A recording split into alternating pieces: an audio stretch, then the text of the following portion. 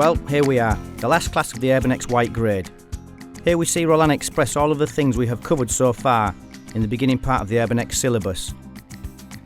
As we can see clearly, if we train properly, with only the information from the white grade, we will already have a really good and solid base foundation to move forward and attack the work in the next grade.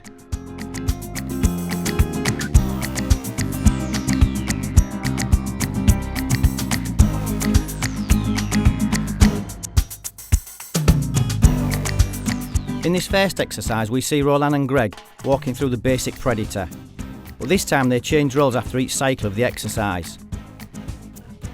We call this addition to the exercise changing the jacket. This exercise also starts to apply a little stress or confusion, and that is the whole point. It starts to play with the mind, and we are constantly thinking about, is it you or me? Basically meaning everything is not as clear as it normally is when we are training a one-way exercise.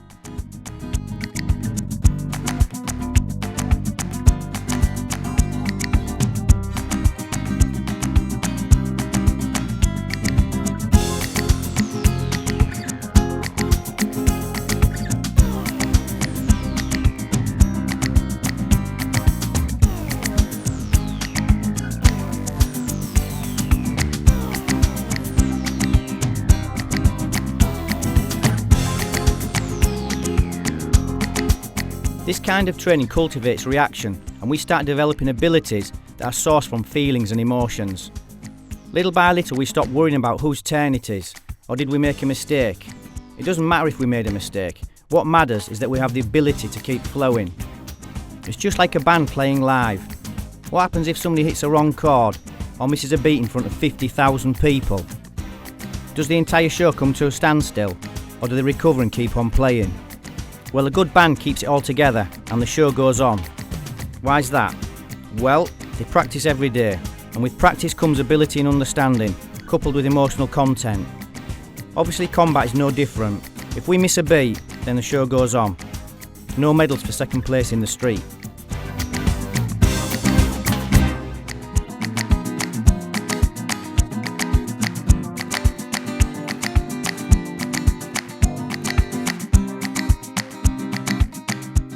As with before, we just keep adding the base weapons to the predator.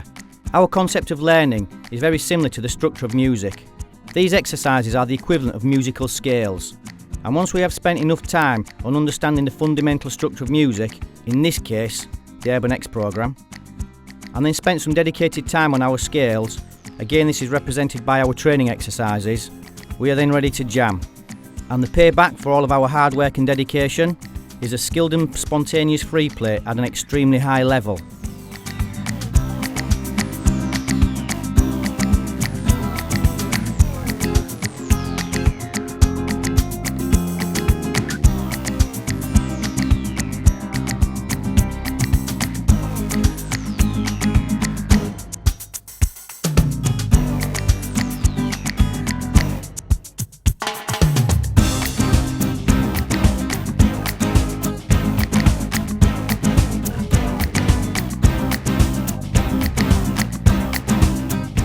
This spontaneous free play is a consequence of good training plus cultivated instinct that we have been gently feeding day by day. Having the ability to play at an extremely high level is usually because we have developed a real feel and understanding for what we are trying to achieve. It also means that under pressure we may now start to respond in a way that was not possible beforehand, and that we truly are developing our application potentials.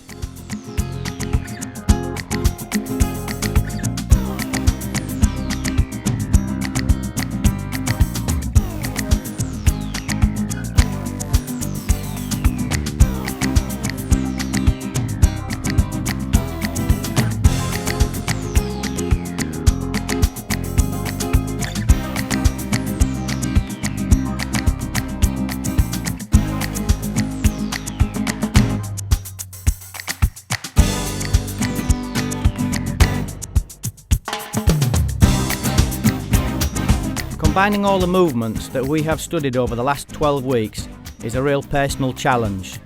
If we have all worked hard, then we will be ready for the next 12 weeks of training that makes up the yellow grade.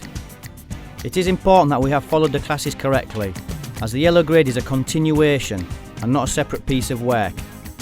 If we have left any holes in our training, then they will show up in the next grade.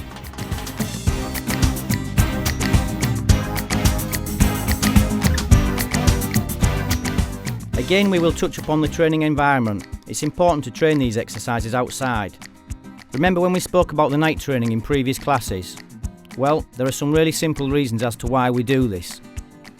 Firstly, it's where an awful lot of real incidents take place, so it just makes sense to train outside at night. And secondly, the night environment plays with all our senses and distorts many things that we otherwise take for granted.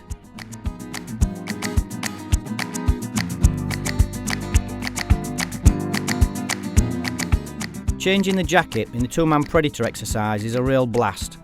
We have to be alert and on the ball, otherwise we will lose track of what is happening very quickly, and then we will really start to get stressed. But this is good, because if there is a place where we can feel stressed and make mistakes, then it's in the training, as we can push ourselves to our limits, and after which we can say thank you to our training partners and go home.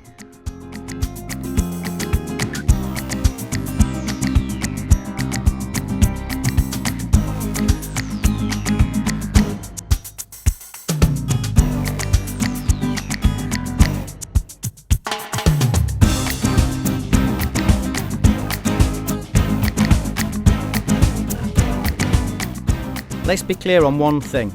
Even though we are studying and training self-defence, there really are no perfect answers. There certainly are better ways of doing things, and obviously methods of how to develop our abilities. But in reality, all we can do is take people and life and then study. There are too many people out there all professing to have the answers as to how the street really works.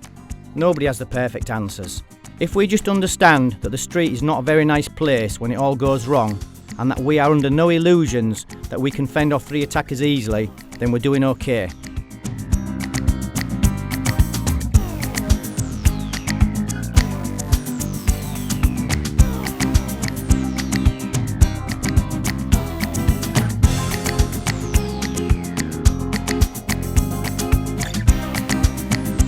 The elbows are one of my favourite areas of development.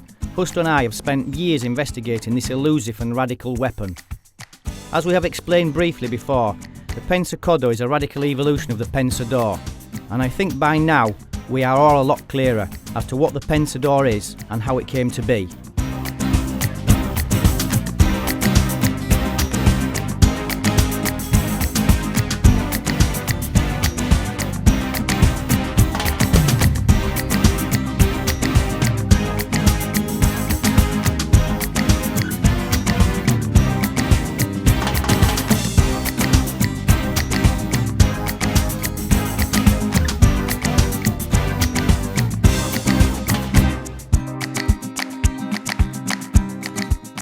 The elbow functions in all ranges. It's not just a close-range weapon.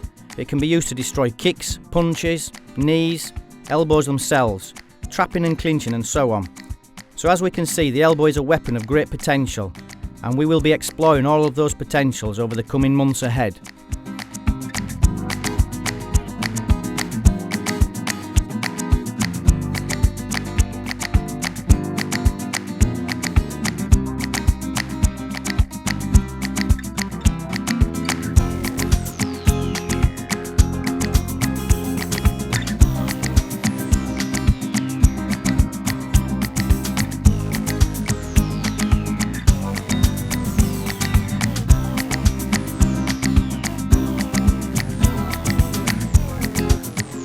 When we lift the intensity in the change the jacket exercise, it becomes totally chaotic and tests our adaptation abilities to the limit.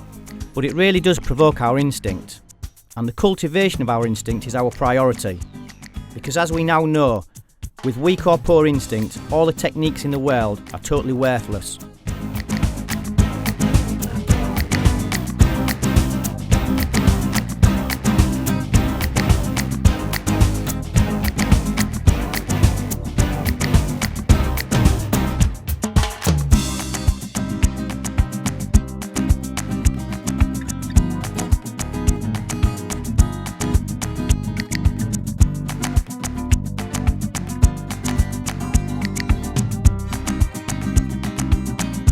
Without self-belief and instinct, we don't really have much at all in the way of fighting attributes.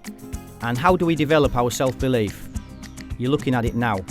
The two-man predator exercise will tell us everything we need to know about us.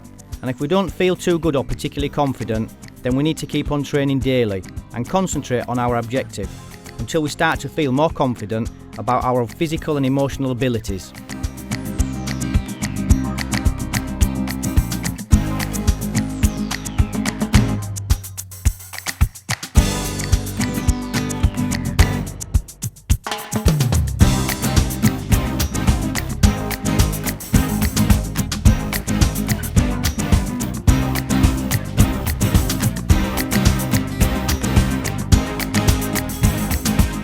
This shadow concludes the physical part of Class 12 and the white grade. One thing that is prevalent in the martial arts is a lack of training partners. One typical sentence that we hear all the time is, "Yeah, but I don't have a training partner." Okay, this is a common problem, but it doesn't mean to say that we can't train really hard or that we can't develop a really high level. Many of the incredible developments within the KFM that we will all get a chance to see in the not too distant future came into existence via the shadow fighting and the dynamic visualization.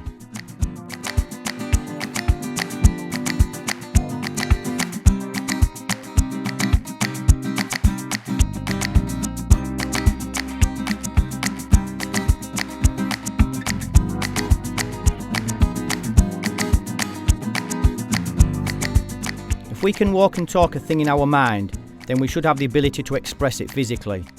But if we can't see it in the mind, then the body's going to have a real hard time expressing anything, as the part driving the physical is totally blank. So as you can see, the shadow fighting is extremely important, and coupled with the dynamic visualization will help us to develop both physically and emotionally.